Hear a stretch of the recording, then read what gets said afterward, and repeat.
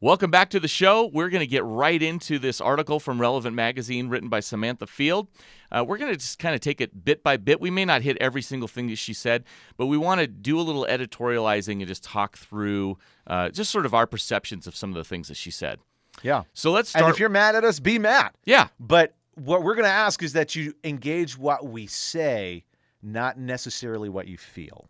Right, and for those of you who like to hyperventilate over white privilege and male white privilege, I'm a privileged white male. Okay, so doesn't mean that what I say is wrong. Exactly. We recognize doesn't mean that what I say is right. We recognize our privilege. Okay. Yeah. And we recognize that we wish we had some women in this room today. Actually, we tried to get Samantha Field. She was busy. She's in the middle of finals. Hopefully, she's going to join us in May. In May. Hopefully she'll join us in May. And we were hoping that Sarah Bessie would be on with us, but she's writing a book. Yeah. And we're going to be talking about her hashtag. So the elephant in the room is we're two white privileged dudes who sit atop the world looking down on all the plebes.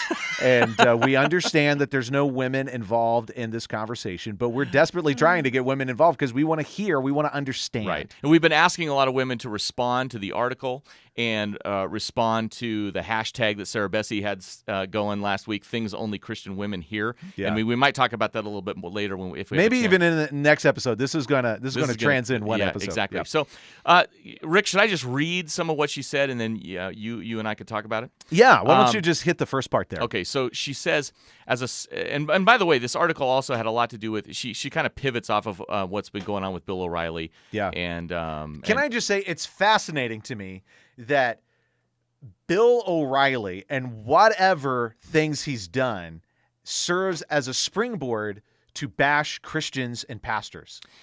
I was also intrigued by the transition from that into this. And I understand what she was trying to make the point. How come there aren't more Christians that are outraged by Bill O'Reilly's behavior? And I'm thinking to myself, what Christian isn't outraged? Is it just because they're not flaming on Facebook? Are there Christians who are how many serious Christian leaders and thought leaders in the evangelical world are saying, it's not that big a deal. What he did is fine. Yeah, right. Is anybody defending that? I don't know. So let me read her quote. Hey, can I just say this? How often do I have to be outraged? There are things in the world that bother me. I give my time to fixing those things. I give my money sacrificially to fix those things. But at some point, I have to live my life, and I can't be bunched up emotionally all the time. Right. So maybe should we say the silent majority of Christian men are probably going, this is horrible. That guy's a douche if these things really happen. Did you say that to my wife or my daughter or my friend, I'd punch you in the throat. Exactly. So she says, as a sexual abuse survivor, the last year has been excruciating. After the tape surfaced of now President Trump admitting that he grabs women by the genitals without their consent, I was horrified as Christians of all stripes responded with variations on boys will be boys. Man, I join her in being baffled at the enthusiastic support by the Christian community and leaders who gave just kind of unqualified, unquestioned support to Donald Trump. I join her in that. I mean, if you go back to previous episodes that we did, we called the election a turd sandwich. We weren't happy with any candidate that we really had. Right. And I get that. And man, Christians, like other groups, but Christians are not immune to thinking that a political leader is going to do them some favors, and so they just turned a blind eye to some really despicable things. But I don't know of any Christians who said, hey, boys will be boys, and that's not a big deal.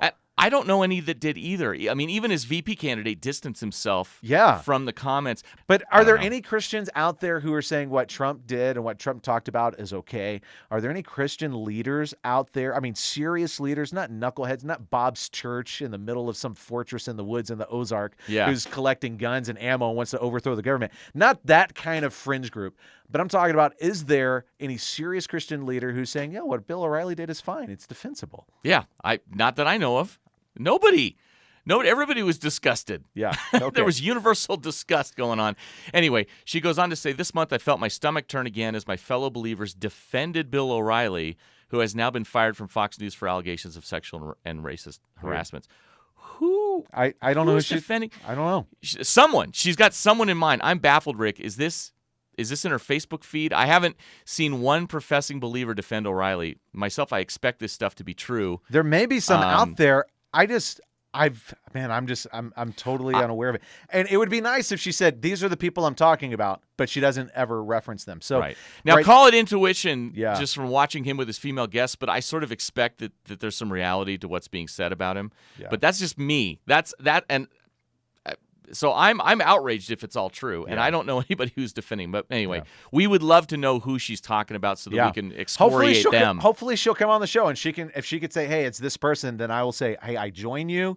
That person is horrible. Let's shame that person publicly. Did. I don't like guilting and shaming people, but I'll say, hey, that act is wrong and unacceptable. It's much more fun to guilt and shame people when you know who they are. Yeah. Okay, so then she goes on to say, I cannot help but feel that if many Christians are forced to choose between compassion for victims or their political ideology, politics are going to win every time. That may be true. Quite possibly. However, I can understand the cynicism of some who have a hard time believing that people making the people that are making the claims. Like the story in the Inquirer, do you remember when they said that Ted Cruz was having multiple affairs?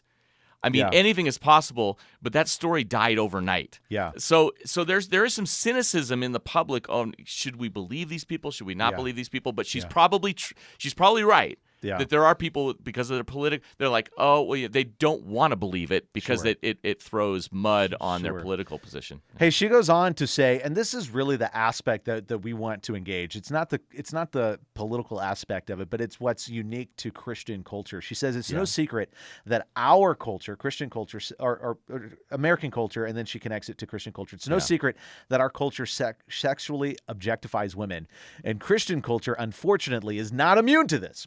As Christians, we frequently decry things like pornography or the sexualization of modern advertising, but we're blind to the ways that our teaching about modesty are the flip side of the same coin. All right, so I'm leaning in. Yeah. I'm like, all right, I'm ready for you to make your case. Show me a blind spot, because I've got a couple of daughters. I got a wife. I want to know. I'm taking you seriously. Yeah. And so I'm on the hook. And I was too. And so am I. But I was also thinking as I read that it's not just our culture that objectifies women. It's a systemic issue in fallen male humanity. But anyway, sure. Let's just continue. So she goes on to say, it may seem counterintuitive, but our concept of modesty is rooted in the idea that women are sexual objects. When we see a woman and condemn her clothing choices, we've accepted the idea that a woman's body is primarily sexual. Mike, you're the dad of a daughter. I'm the dad of a couple of daughters. How does that strike you? Do you want your daughters and your sons to practice modesty? And if yes, have you come to terms with the fact that you're objectifying your daughter? Okay. I agree with her that asking women to wear a gunny sack is ridiculous, but I'm crying foul a little bit on this. 99% of the male population is going to oogle over short skirts, short pants, cleavage, and tight shirts. Is there any question that these types of things speak to an embrace of our over-sexualized culture? A women's body is sexual to the sin nature of men. I'm not sure what primarily is supposed to mean when she says that, but it doesn't matter if a woman has a PhD and is a recognized genius. If she walks into a room with a black leather miniskirt on, the men will undress her with their minds and the women will think she's a tramp. So good luck changing that.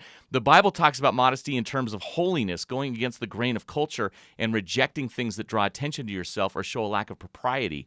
I'm not sure we can feminize and liberate our way out of that reality. All right, so here's the question.